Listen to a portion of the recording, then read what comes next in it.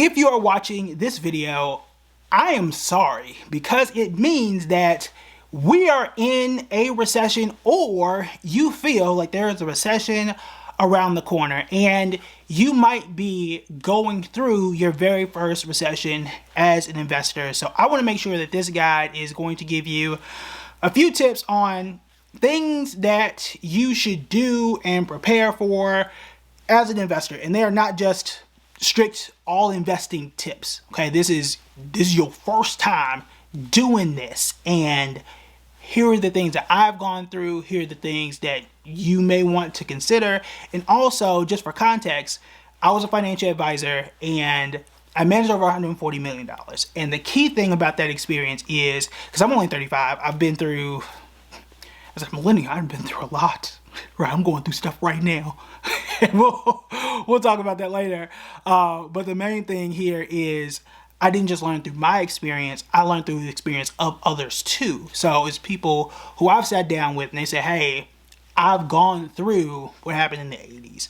I went through what happened in the 60s or the 70s or whatever, right? And I got to see how they navigated, what they did, so on and so forth, right? My, going through layoffs and stuff like that. Like my stepdad worked for American Airlines and he got let go multiple times and went through all of that. So I absorbed those experiences, helped people through those as an advisor, so on and so forth. So again, this guide for people who are going through it the first time or think that they could be going through it in the future, this guide is for you. So the first thing is, if you know in advance and if you can prepare. I've said this multiple times before and I have learned, you gonna find out, okay? Our members only perhaps already know this, but stay ready so you ain't got to get ready, okay? Stay ready so you ain't got to get ready. So that is first, and this is why it is the foundation, I would argue, of personal finance, in that you want to have that emergency savings. It may take you a year or more to get there, but having that 3 to 6 months emergency savings is extremely important for multiple reasons. Not just my car broke down, but also if something happens in the market, you may not be as jittery because it's like, all right, look, the market's down. I'm 15, 20 years from retirement. I actually don't even need it right now. And if something were to happen, I got this cash sitting over here.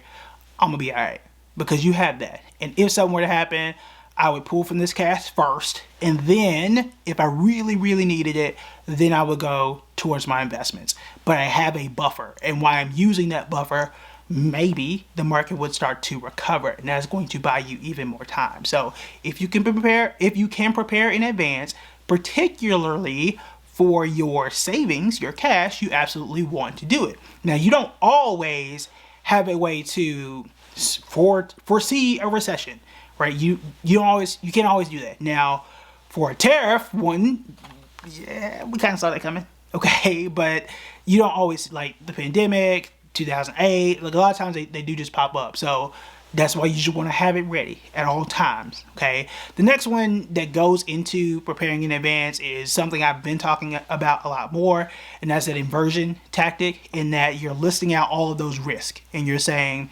for me, my personal situation, what are the worst things? And you don't want to get too dark, okay? You don't want to get too dark, but what are some very inconvenient scenarios that would cost me money and put me in a financial burden scenario, and say, all right, this will be bad, this will be bad, this will be bad. And what are the things I can do now to prepare financially, or at least have a plan to avoid?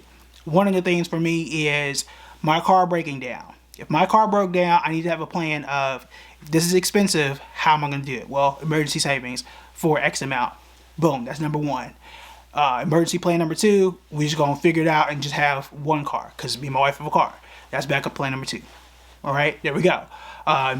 Number two is, if we lost our income, both me and my wife, and then we got a daycare bill. Not great, okay? I can spend our emergency savings on that, or I could, as a former teacher, we can just take her out of daycare and stuff, and I can teach her until she's ready to go to public school.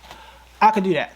Okay, so that's like kind of this would be inconvenient and expensive, and it would drain our emergency fund a bit faster, because if you think about it, if I only got 6 months, right? Do I want to drain it and waste it on something that I could do myself? Because I would have lost my income. Clearly, I have time. Why spend $1,500 a month when I could save that? There you go. So those are the things I would think about, whether they cost money or not, right? Would I put my loans in deferral? Would I do X, Y, and Z? Do I need to pay off my debt now, right? And keep my debt low? Things like that. All right, so that's number one, prepare in advance. Number two, you might not want to panic sell if there is a recession. I've been saying this all week, I feel like, but if there's a recession, there is not a guarantee. I repeat, there's not a guarantee. That doesn't mean it doesn't happen, but there's not a guarantee that the stock market is going to fall. Recessions on average, at least as of 2020, but recessions on average do last about 18 months. That's just an average. There's not a guarantee that it's going to be that long, or that it could be much shorter. We saw this again in 2020, which was a very different case than what we might be experiencing in 2025 or in any scenario. Every recession is quite different. So it could be a quick recession, it could be a long recession, it could be a prolonged one, which I guess long and prolonged are the same, but you guys get the point here, in that just you might not want to panic sell, okay? Also, if you do sell, be strategic about how you do it. Selling from a 401k is different and has different implications than selling from your Robinhood account, okay? Or just selling from a regular brokerage account, meaning I don't have any penalties. Now, I may pay taxes, but just buying and selling stocks on my regular brokerage account, I can do that. There's no limit to what I can do on that account, but I do something for my regular IRA or my 401k, because I'm not of retirement age, 59 and a half, there could be a penalty. There could be income taxes if I withdraw from that account. That might haunt me down the line. My little Robinhood account, I don't have a Robinhood account, but for example, if I did something there might be some issues. There might be some issues there. So be strategic if you have to sell. But again, panic selling usually is not something that you want to do. So be aware of that. This next one is hand in hand, both personal advice and somewhat of a financial tip, but work with me here. Build your community and your network, and watch how this goes together. All right. So people hire people. I understand that AI is taking over the job market in terms of you put in your resume and then 2 seconds later you get rejected. That happened to me a lot in 2020, where I was applying for jobs and I was like, how in the world?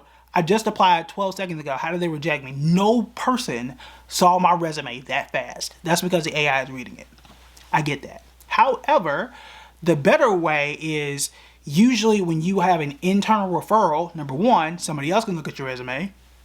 That's one way. And also physically pass it or email it to the actual hiring person, and you kind of get to skip the line. But also, even when I am looking to get into an article for any publication or something like that, it is usually because somebody saw me, or it was a friend of a friend, or something like that. There was some sort of personal connection.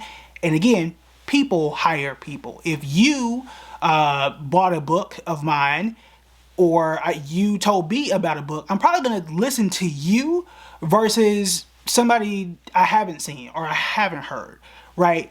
Building that community is important for finding that next opportunity in a recession, but also whether it is a gaming community, a church community, fraternity, sorority, whatever, if you do feel isolated, it is important to keep that together and keep that close knittedness, or whatever, that connectiveness is a better word for it, because it can get rough during those times. And a lot of us may have experienced this. I know I did for a little bit in 2020, because if you do lose a job or you do lose your income, a lot of people associate that with their identity. Some don't, and disconnected, which I would argue healthier.